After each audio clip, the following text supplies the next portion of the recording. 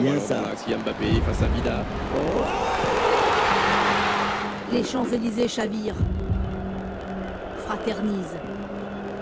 Je suis trop heureux. Et c'est magnifique pour la France ce qui se passe. Parce que la France, elle avait besoin de ça. Pour tous nous réunir et c'est extraordinaire ce qui se passe. À Marseille hier soir, 3 couleurs étaient à l'honneur. Le bleu, le blanc et le rouge. À l'autre bout de la France, dans ce camping à Cancale, un même bonheur partagé. Les Toulousains, eux, ont fêté la victoire place du Capitole. En Martinique, c'est toute la famille de Raphaël Varane qui a fêté ensemble la victoire des Bleus. Communion tricolore dans toutes les fan zones de France.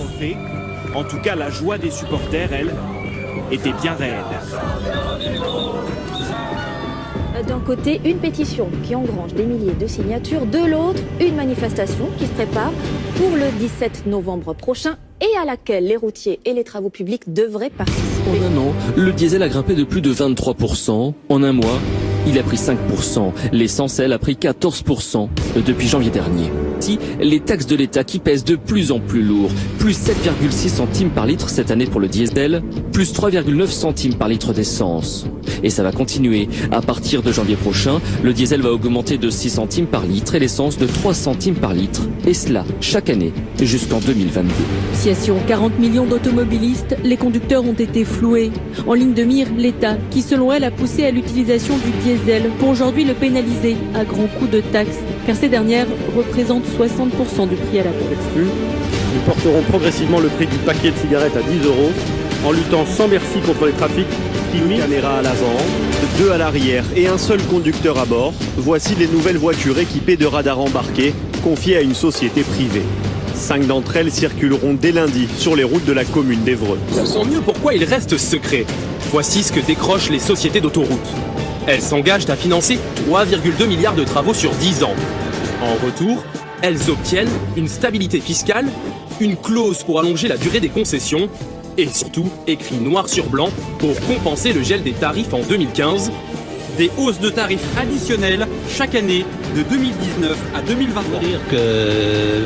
Pour ma part, je pense qu'aujourd'hui, peut-être les uns et les autres, nous avons manqué d'humilité. À un moment donné, vous devenez trop sûr de vous, que vous pensez que vous allez tout emporter. Il y a une phrase qui disait « Les dieux aveuglent ceux qui veulent perdre », donc il ne faut pas que nous soyons dans la cécité.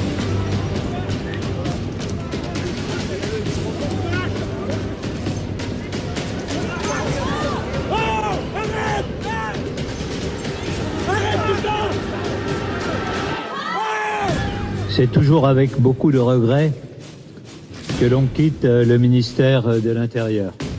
Je vais prendre pour la première fois la décision la plus difficile de ma vie. Je ne veux plus me mentir. Je ne veux pas donner l'illusion que ma présence au gouvernement signifie qu'on est à la hauteur sur ces enjeux. Et donc je prends la décision de quitter le gouvernement.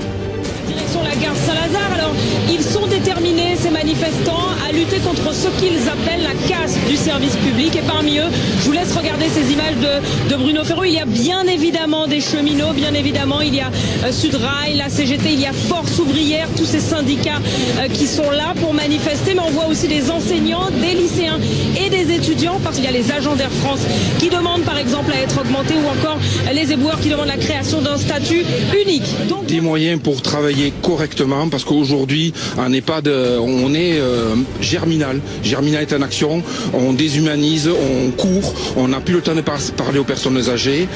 Il faut des moyens, il faut du personnel et une vraie prise en compte de la politique pour nos aînés. Il faut savoir qu'aujourd'hui une grande partie des EHPAD sont livrés à des établissements privés à but lucratif qui sont là pour faire de l'argent. Vous avez vraiment pompé. Non, c'est pas vrai. Mais je vais vous expliquer. On va les retraités, dites donc.